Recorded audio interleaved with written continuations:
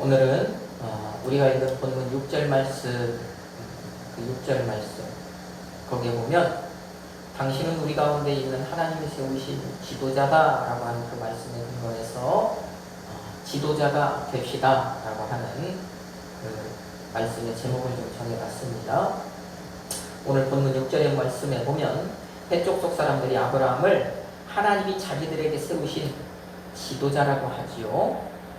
그러니 당신이 우리 지도자니까 당신 마음대로 당신 뜻대로 하십시오 라고 그렇게 이야기를 하는 것을 봅니다. 이것을 보면서 오늘 이 시대 우리 그리스도인인 우리도 세상 사람들의 지도자가 되어야 한다는 것, 이것을 좀 말씀을 드리고요. 그래서 정말 우리가 사람들, 그 많은 사람들의 삶의 방향을 제시해 줄 수 있고 또 그 사람들의 삶의 어떤 균형을 잡아줄 수 있는 그런 사명을 좀 감당하는 그런 사람이 되어야 되겠다. 그래서 지도자가 됩시다 라고 말씀의 제목을 정했습니다.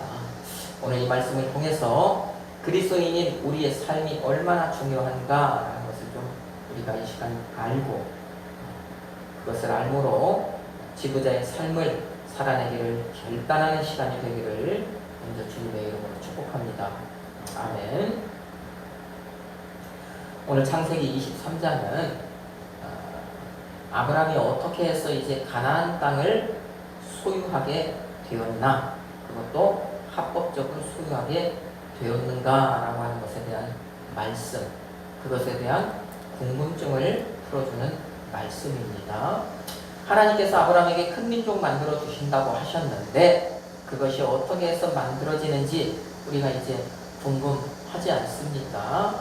바로 그 두 가지, 사람과 땅, 이 두 가지가 있는데 사람은 만들어졌고 땅에 대한 문제가 이제 여기에서 풀려지는 것입니다.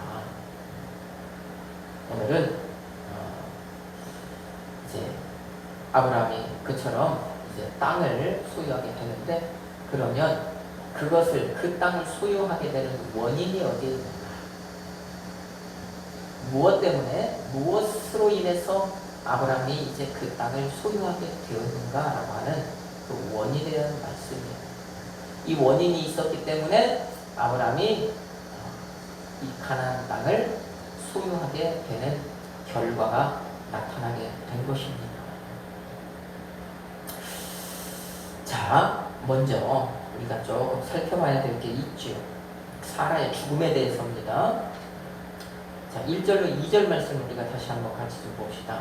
사라가 127세를 살았으니 이것이 곧 사라가 누린 횟수라. 사라가 가나안 땅 헤브론 곧 기럇 아르바에서 죽음에 아브라함이 들어가서 사라를 위하여 슬퍼하며 애통하다가. 아멘. 자, 이제 사라가 죽습니다. 민족의 어머니가 이제 사라에서 다른 사람으로 이제 넘어가려고 하는 그 시점에 있습니다. 사라가 이 땅에서 127세를 살고 가나안 땅 헤브론 곧 기럇 아르바에서 죽습니다. 자, 성경 기자가 오늘 사라가 이 땅에서의 삶을 마친 그곳을 헤브론이다, 그 다음에 또 기럇 아르바다, 이렇게 말씀을 하는데, 이 헤브론은 아브라함 당시의 이름이고, 그죠? 그래서 우리가 앞에서 살펴봤을 때 헤브론이라는 이름이 나왔었잖아요. 그 다음에 기럇 아르바는 헤브론의 전의 이름이다, 이렇게 여러분 이해하시면 돼요.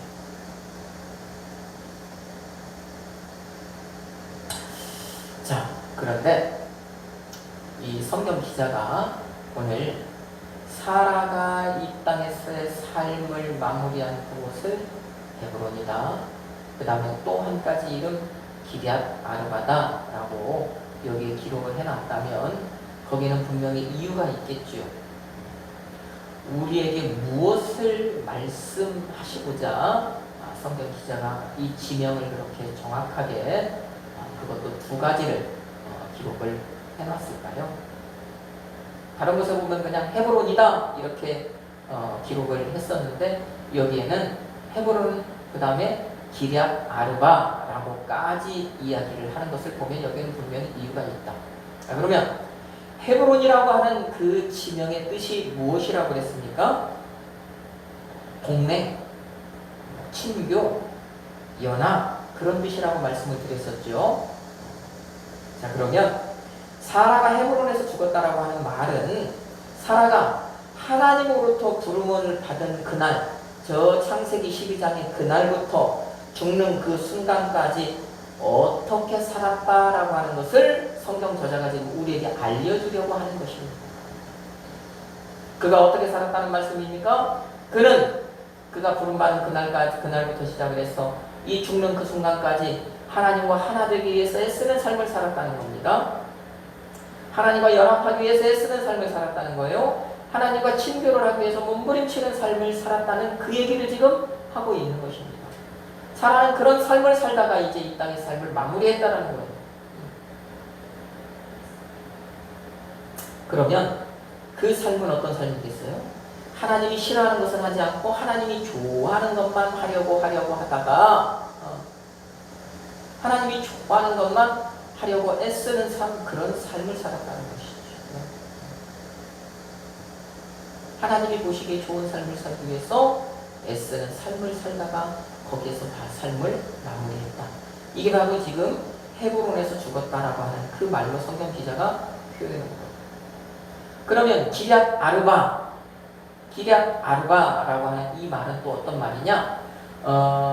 이것을 문자적으로 그냥 그 의미를 좀 해석을 해보면 내 성읍, 네 개의 성읍, 아르바의 성읍 이런 의미입니다.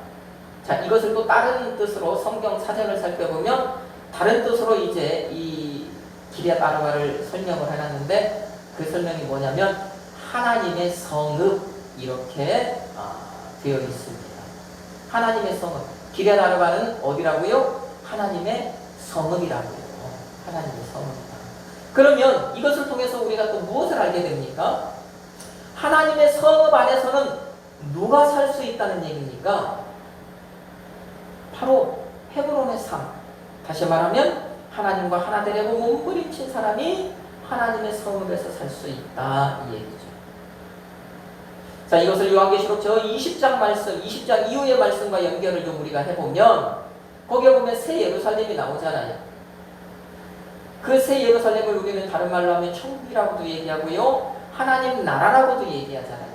하나님의 성읍이 다른 말로 하면 하나님 나라 아니겠습니까? 그러면 그 하나님 나라에 그 거룩한 성 새 예루살렘에는 누가 들어가서 살 수 있냐라고 하는 이 물음인 거예요. 그리고 그 물음에 성경 기자가 답을 해놓은 것입니다. 사라의 죽음을 통해서. 저 거룩한 성 새 예루살렘 하나님 나라에는 누가 들어가 살 수 있다는 겁니까? 이 땅에 사는 날 동안 하나님과 연합하기를 애쓰고 하나님과 친교하기를 애쓰고 하나님과 하나가 되려고 몸부림친 사람들이 들어가서 사는 장소가 거룩한 성 새 예루살렘이다라고 하는 것. 그것을 오늘 성경 기자가 우리에게 말씀하고 싶은 것입니다. 그래서 사라가 죽은 그 땅의 이름을 하나도 아니고 두 가지를 통해서 지금 우리에게 보여주신 것이죠. 자, 먼저 사라의 죽음을 통해서 이제 우리가 그것을 먼저 이렇게 생각을 해 봤습니다. 하나님 나라는 그런 사람이 들어가는구나.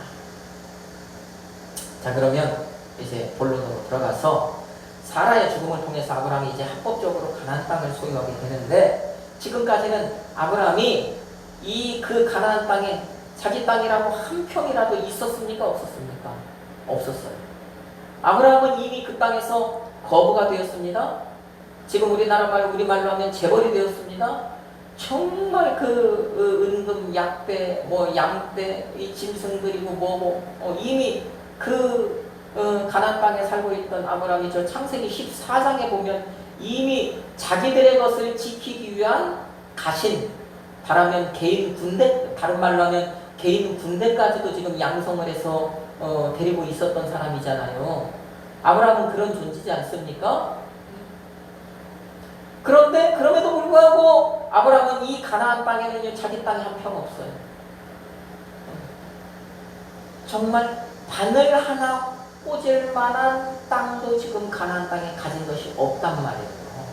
자, 그러면 그렇게 뭔가 가진 것이 없는데 어떻게 그 땅을 내 땅이라고 주장을 할 수 있겠습니까? 후에 아브라함의 자손들이 어떻게 이 땅 우리 조상이 우리에게 준 땅이라고 얘기를 할 수 있겠냐고요. 없을 것 아닙니까? 그러니까 하나님께서 이제 그 땅을 이제 아브라함에게 합법적으로 소유하게 해 주시는 거예요. 그 땅을 아브라함 땅이 되게 하시는 거예요.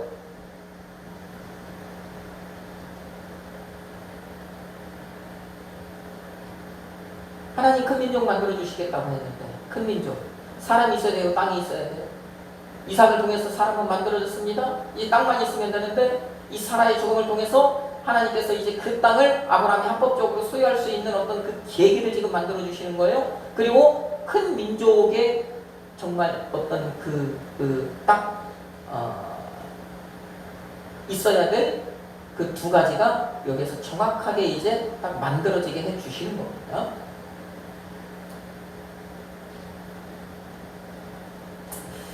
자, 아브라함이 가나안 땅을 그러면 어떻게 해서 소유하게 되었는가? 자, 그것에 대한 말씀이 2절부터 이제 쭉 설명이 돼요. 자, 어떻게 그 배경에 대한 말씀입니다. 그 배경 설명이 2절에서부터 쭉 이어지는데 내용이 그렇습니다. 사라가 죽자 그 죽음을 슬퍼하고 애통해하던 아브라함이 당시 그 땅, 아브라함 살고 있던 그 헤브론 땅의 주인이었던 헷 족속에게로 가지요. 자, 그 이유가 무엇입니까? 그 이유가 바로 4절 말씀이에요. 자, 4절 말씀 같이 봅니다. 나는 당신들 중에 나그네요, 거류하는 자이니 당신들 중에서 내게 매장할 소유주를 주어 내가 나의 죽은 자를 내 앞에서 내어다가 장사하게 하시오 하며. 자, 아브라함이 그 아내 죽은 것 때문에 슬퍼하고 애통해하다가 일어나서 그 땅, 그가 지금 머물고 있는 그 땅의 주인인 헷 족속에게 가는데 왜 가느냐? 사라의 매장지를 구하기 위해서 지금 헷 족속에게로 간 거죠. 사라를 매장하기 위해서, 그 매장지를 구하기 위해서. 자, 그런데 그가 그 헷 족속 사람에게 가서 말하기를 가장 먼저 한 얘기가 뭡니까? 전제로 가는 것이 뭡니까? 나는 당신들 중에 나그네다, 나는 거류하는 자다 라고 이야기를 합니다. 이 말은 뭐냐? 나는 이방인이다, 나는 이 땅의 손님이다 라고 하는 얘기예요. 자, 그러니 나는 손님이니까, 나는 이 땅의 나그네니까, 이방인이니까, 나는 지금 이 땅에 내가 내 아내, 죽은 내 아내를 매장할 어떤 땅, 이 땅을 지금 가지고 있다는 얘기겠어요? 없다는 얘기겠어요?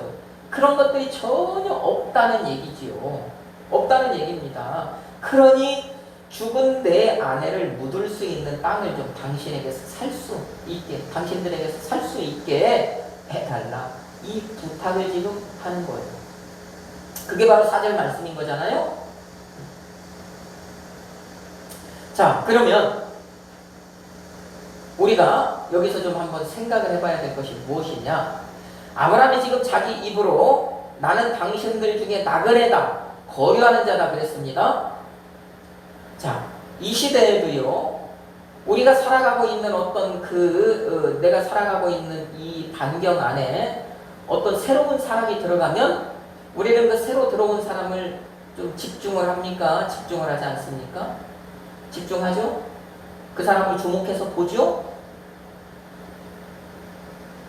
자, 지금도 이게 어떻게 보면 우리 그 사람의 어떤 하나의 습성입니다. 자, 그러면 당신은 이런 문화가, 이런 것이 더했을까요? 덜했을까요? 더했겠죠. 왜? 그때는 지금처럼요, 이 거주지를 막 자주 이동하는 그 시대가 아니었잖아요. 그 시대는 정말 민족끼리, 가족끼리 이 공동체를 이루어서 똘똘 뭉쳐서 살아가야만 그것이 유지되고 그것이 확장되고 하는 그런 시대였기 때문에 누가 그 가족 공동체, 자기 민족을 떠나서 어디 이방 사람에게로, 어디 이방 다른 그 공동체로 들어가서 거기에서 삶의 터전을 잡고 살아간다고 하는 것은 참으로 그렇게 마음 먹기가 참 어려워요. 그렇게 하기가 참 힘든 시대란 말입니다. 그런데 아브라함은 뭐 때문에? 하나님의 말씀 때문에. 하나님의 말씀 때문에 지금 그렇게 한 거예요. 그렇게 한 거예요. 자, 그러면 보십시다. 제가 이 말씀을 왜 드리느냐? 아브라함이 지금 이 핵족속이 살고 있는 이 헤브론 땅에 와서 지금 살고 있는데, 그러면 그 땅의 주인인, 당시 그 땅의 주인인 그 핵족속 사람들이 아브라함을 주목을 했을까요? 안 했을까요? 했겠죠. 어느 날 보니까 이방 사람 하나가, 다른 민족 사람 하나가 우리 가운데 들어와서 여기서 천막을 치고, 자기 어떤 식구들을 데리고 와서 살아가는데, 모르는 사람이네? 우리가 알던 사람 아니란 말이에요. 그러면 거기를 주목하게 된다는 거예요. 거기를 집중적으로 뭔가를 보게 된다는 것입니다. 관심을 가지고요, 그 사람을 이제 본다는 거예요. 아브라함의 말처럼 이방인이기 때문이잖아요.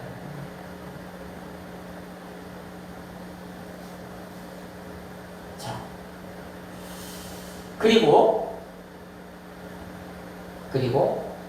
그렇게 아브라함에게 관심을 집중했던 그 사람들, 아브라함에게 큰 관심을 가지고 그 아브라함을 살펴봤던 사람들이 이제 아브라함에 대해서 결론을 낸 게 있어요.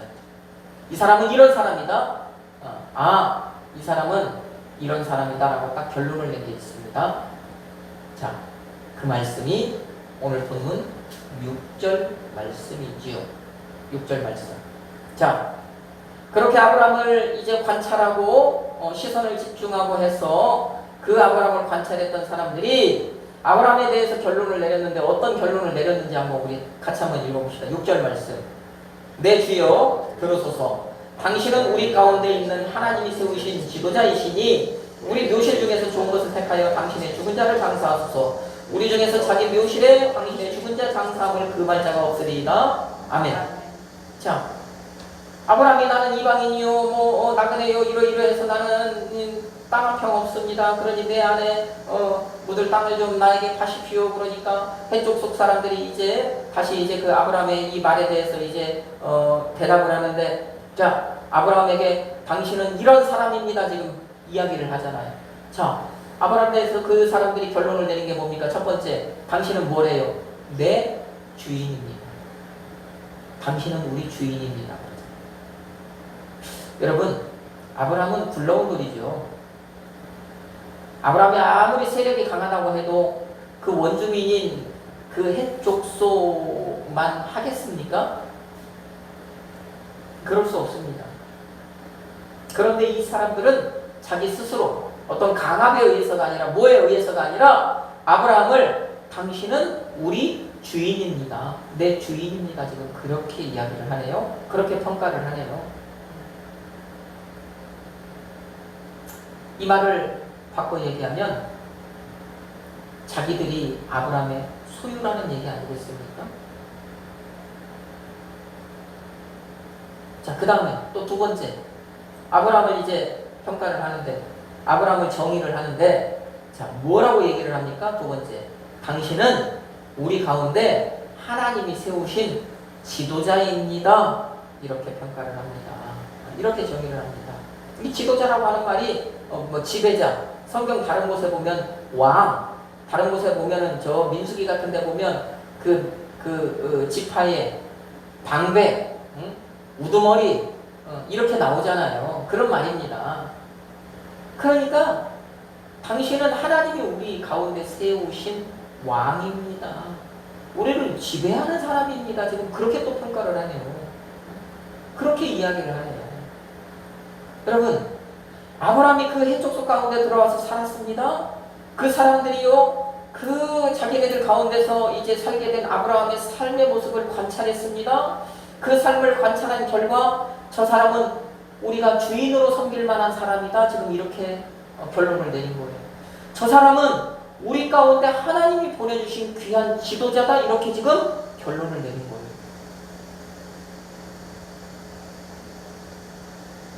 그러면 무엇 때문에 그 사람들이 아브라함을 자기네 주인이라고 하고 하나님이 우리 가운데 세우신 지도자라고 합니까?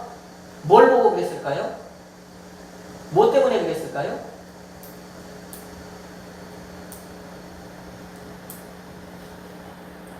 아브라함의 살아왔던 그 삶 아니겠습니까? 아브라함이 어떻게 살았는지 그 삶 아니겠습니까? 아브라함이 사는 모습을 보고 그렇게 결론을 내린 거 아닐까요? 그 사람들이 아브라함을 집중해서 관찰했다라고 하는 것은 결론적으로 아브라함의 사는 모습을 관찰했다는 거 아니겠습니까? 그러니까 아브라함이 어떻게 살아가는가, 그 살아가는 모습을 보고 지금 이렇게 딱 결론을 내린 거예요. 저 사람은 우리 지도자다. 저 사람은 우리 주인이다.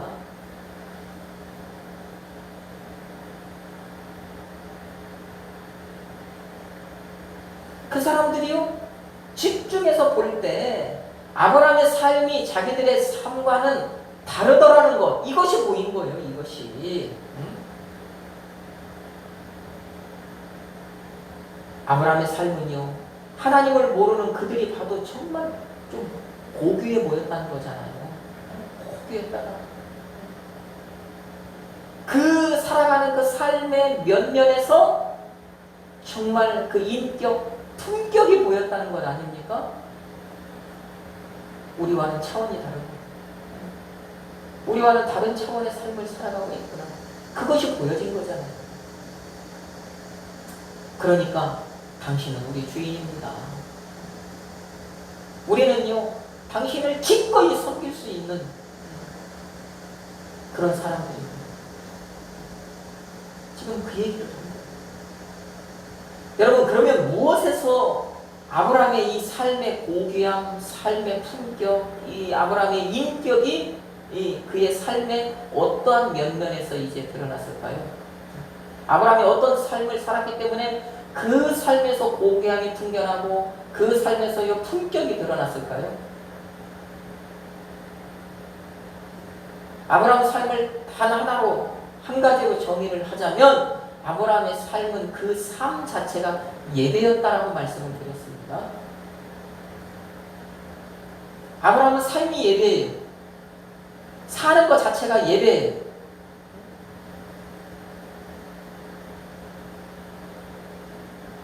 그는 예배하는 사람, 그는 삶이 하나님께 드리는 예배, 그의 삶 자체가 하나님께 드리는 예배였단 말입니다. 이 얘기는 뭡니까? 그가 그렇게 사는 것 자체가 예배였으니까 지금 그 사람이, 아브라함이 어디에 있든지 지금 이 해족수 가운데서 들어와서 살고 있지만 그 사람이 정말 그 원종이 그 해족수 가운데 손톱만큼이라도 그 사람에게 해를 끼쳤겠습니까? 그렇게 그 사람들을 못 살게 했겠습니까? 그 해족수 사람들에게 하나라도 무엇을 손해나게 했겠습니까? 그렇게 했겠냐고요? 안 했겠죠. 그 사람들이요, 아브라함이 그 사람들 가운데 들어와서 삶으로 인해서, 아브라함으로 인해서 그 사람들이요, 뭔가 유익을 봤으면 봤지, 아브라함 때문에 뭔가 손해나거나 불리하거나 불편하거나 했던 건 하나도 없단 말입니다.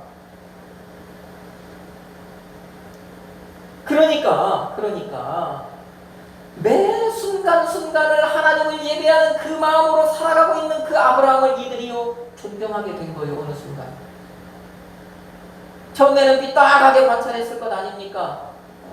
어쭈? 뭐가 하나 들어왔네?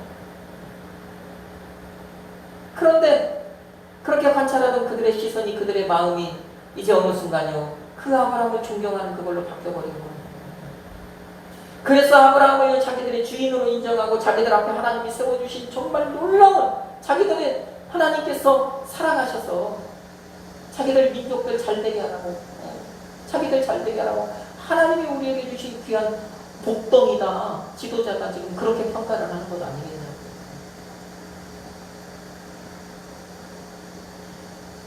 여러분, 당신은 우리 주인입니다. 당신은 하나님이 우리 가운데 보내주신 지도자라고 하는 이 얘기는 하나님을 안 믿는 이 사람들조차 아브라함을 보고 저 사람은 정말 신실한 하나님의 사람입니다, 당신은 하나님의 사람입니다라고 그것을 인정한 거잖아요. 자, 그러면 보십시다.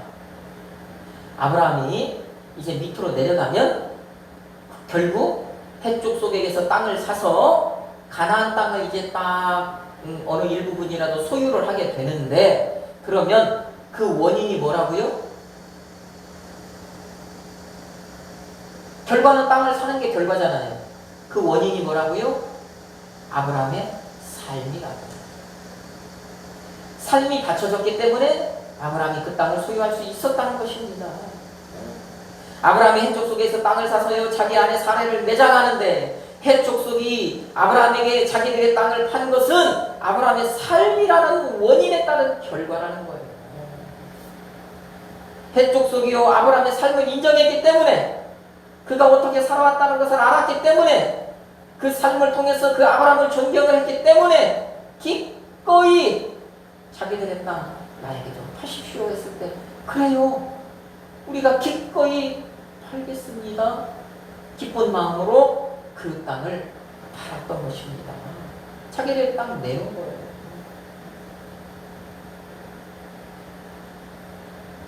그러면 물론 하나님께서 이제 역사하셔서 아브라함이 그 땅을 소유하게 되었지만, 직접적으로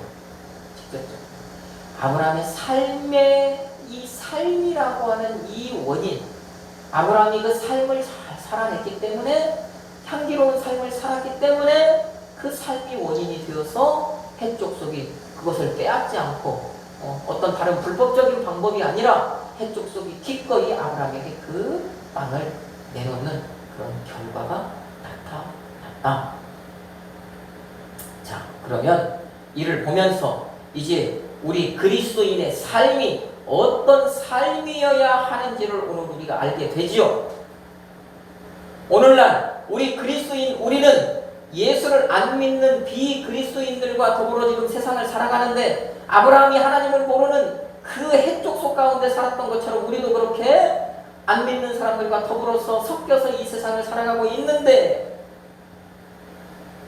그들도 오늘 이 말씀의 헷 족속처럼 그리스도인인 우리의 삶을 이제 집중을 하겠습니까? 하지 않겠습니까?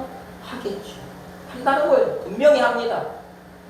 예수 믿는 사람은 자기들과 무엇이 다르고 어떻게 다른가? 이것을 평가한다는 거예요. 평가합니다. 다른가 안 다른가? 다르면 무엇이 다른가? 얼마나 다른가? 이것을 계속해서 평가를 하는 거예요. 비교합니다. 자, 그처럼 우리를 집중해서 볼 때 우리의 삶이 자기들의 삶과 다르더라는 것이 보여야 한다는 거예요. 하나님을 모르는 그들이 봐도 우리의 삶이 고귀한 삶이어야 한다는 거예요. 우리의 삶에서 정말 그들과는 다른 뭔가 품격이 느껴져야 한다는 것입니다. 그러면 무엇에서 우리의 삶의 고귀함과 품격이 나타나겠냐고요. 오늘 본문 말씀을 볼 때 아브라함처럼 예배하는 삶을 통해서요. 우리의 삶이 하나님께 드리는 예배와 같을 때 우리의 삶에서 고귀함이 드러나고 품격이 나타나는 것입니다.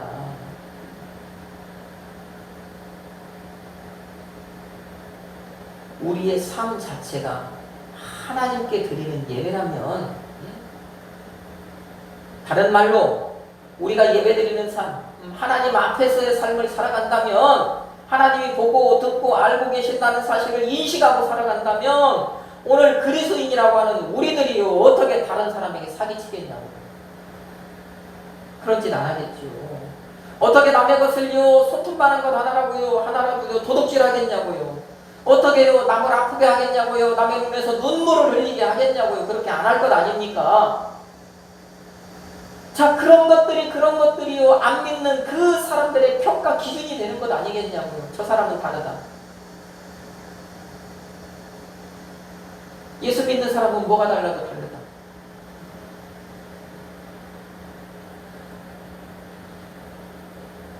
우리가 그렇게 매 순간순간 하나님을 예배하는 마음으로 그 믿음으로 살아간다면, 그러면 오늘 이 헷족 속에 아브라함을 존경했던 것처럼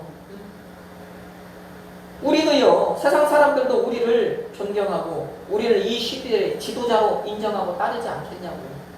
저 사람은 다르다. 저 사람은 믿을 수 있는 사람이다. 저 사람은 정말 예수 믿는 사람이라 다르구나.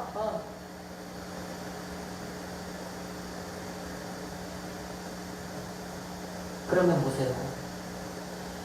아브라함이 지금 하나님께 모든 정말 풍성한 복을 받아 누린 사람이지만, 자, 이 아브라함이 지금 그 땅을 소유하기 위해서는 헷 족속의 허락이 있어야 됐잖아요. 그러면 우리도 봅시다. 우리도 하나님께서 모든 것을 우리에게 주신 하나님의 자녀이지만, 우리도 이 세상을 살다 보면 이 세상에 믿지 않는 사람들과 섞여서 살아가는데, 우리도 그들에게 무언가 부탁해야 될 일이 있고, 그들에게 아쉬운 소리를 해야 될 일이 있고, 우리도 때로는 살다 보면 그들의 도움을 받아야 할 순간이 있단 말이에요. 하나님은 그것을 통해서 역사하신단 말입니다. 자, 그때 우리의 삶이 개차반이라, 우리의 삶이 그들과 다르지 않다면, 아니 어쩌면 우리가요 정말 예수 믿는다고 하면서 그들과 더 냄새나는 악취를 풍기는 삶을 살아간다면, 우리가 오늘 본문처럼 아브라함이 그 사람들에게 그런 부탁을 할 때 그 사람들이 기꺼이 그렇게 하십시오, 그렇게 하십시오, 당신은 지도자입니다, 나는 당신이 얘기하면 나는 당신의 그 부탁을 기꺼이 들어줄 준비가 돼 있으면 이런 얘기 하겠냐 말입니다.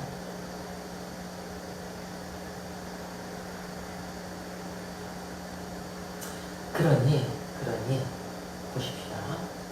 그런 부탁할 일이 있고 없고를 떠나서 그 삶이 우리 그리스도인의 삶이어야 하니까, 이게 바로 예수님이 말씀하신 그 삶이 바로 이 세상의 소금의 빛의 삶이니까, 우리 그리스도인이라고 하는 사람은 그래서 세상을 부패하지 않게 그 세상의 어두운 곳을 비춰야 하는 사람이니까, 다른 말로 하면 오늘 말씀의 제목처럼 우리는 지도자의 삶을 살아야 하니까, 우리가 이 믿지 않는 사람들이 우리를 보면서 정말 저 사람은 예수 믿는 사람이라고 하는 그 말을 그래서 들어야 하는 거예요. 저 사람은 우리와 다르다, 믿지 않는 우리가 정말 다르다라는 말을 들어야 하는 거예요. 나도 정말 저 사람이 사는 대로 한번 살아봐야 되겠다라고 하는 그런 마음을 먹도록 우리가 그 삶의 방향을 우리가 좀 제시해 줄 수 있는 그런 지도자들이 되어야 하는 거예요. 여러분, 우리가 그렇게 살아간다면 내 주변에서 내 삶을 그런 삶을 보는 사람들이 내가 교회 나오라고 안 해도 정말 나도 교회 나가고 싶다고, 나 좀 데려가 달라고 얘기 안 하겠냐는 말이죠. 예수 믿으라고 안 해도 정말 예수 믿는 너를 보니까 나도 정말 예수 믿고 그렇게 살고 싶다고, 나도 어떻게 하면 예수를 믿을 수 있냐고 하지 않겠냐는 얘기입니다. 이게 삶을 통한 전도 아니겠어요? 이게 바로 정말 온전한 전도의 모습이 아니에요. 그런데 실상은 그렇지 않잖아요. 우리가 삶이 따르지 않으니까.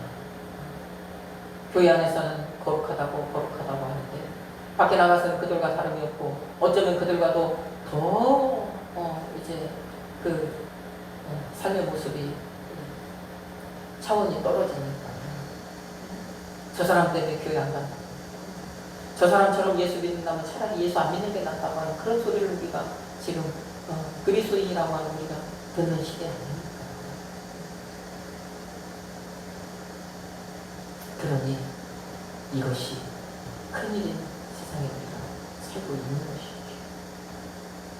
그렇다면 여러분, 오늘 이 본문 말씀을 보면서 정말 이 시대에 우리 믿는 사람의 삶이 얼마나 중요한가라고 하는 이것이 정말 이 말씀을 통해서 우리 피부로 느껴져야 합니다.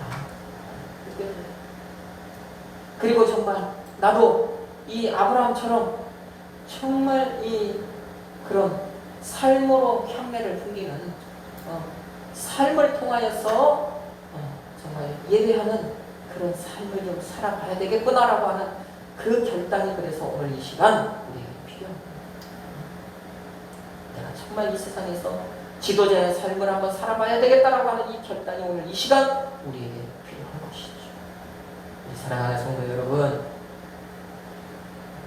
한 주간을 살아갈 때 여러분 모두 이 시대에 하나님이 세우신 지도자라고 하는 그 사실을 인식하고 살아가시기를 주님의 이름으로 축복합니다. 삶이 곧 예배인 그 지도자의 삶을 통하여서 아버지 하나님의 이름을 드높이고 그 삶으로 전도하는 여러분이 되기를 주님의 이름으로 축복합니다. 그리하여서 아버지 하나님에게나 사람에게나 품격 있다, 고귀하다라고 평가받는 그런 그리스도인의 삶을 살아내기를, 그런 여러분이 되기를 예수님의 이름으로 축복합니다. 아멘.